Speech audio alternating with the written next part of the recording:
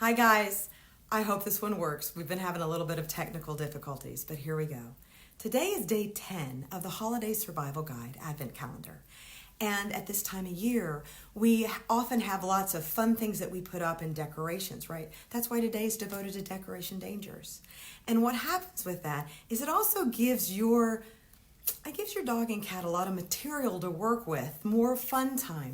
Now, it's in their nature to be playful and mischievous, but it can also be a big problem if it's going to be a life-threatening situation or even something that's going to require an emergency room visit. So here are my top 6 tips to help you get through the holiday season without mishaps. Hopefully a little bit better than my Facebook Live today.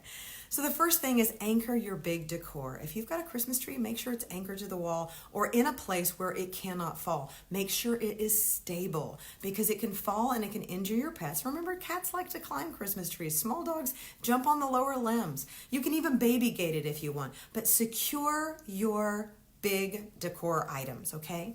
The second thing is you want to conceal the cords.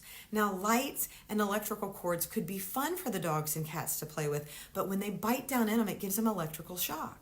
If they're small enough, it can disrupt your heart function and it becomes a very acute emergency issue fairly quickly. You can also get burns in the mouth, which are horrible and they take a long time to heal and they don't want to eat and they just don't do necessarily very well. So conceal your cords. Make sure you put the cords in a way. Under things are also cord covers that you can use that really keep them out of the danger zone for your kiddos. The next thing is you're going to clear the ornament strike zone.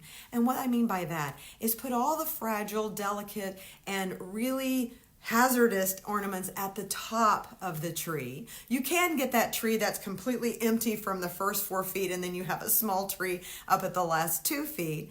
But what I would say is, like at our household, we use jingle bells. And those jingle bells go on to the bottom on nice solid hooks that they can't ingest. And then if they bat them off or if they pull them off or they knock them off and play with them, no harm, no foul. And that's really what you want.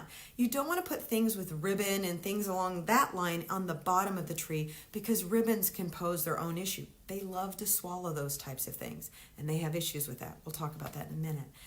The next thing is you want to make sure that your wrapping paper is pet safe. I bet you didn't know that it's covered in chemicals. I know, not something that's widely known, but that can be hazardous to your pet as well if they ingest that.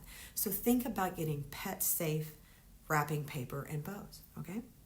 The next thing is doing silk arrangements. So rather than buying the toxic plants that we talked about, the poinsettia, the holly, and then also the mistletoe being the most toxic, do some type of fake silk arrangements. You still want to clear them out of the strike zone for the pets, but do the silk ones. You can reuse them every year as long as you store them appropriately and they don't create a toxic hazard for your pet. So consider that. You could just avoid them altogether, but they're so pretty, so that might be a way to find a middle road.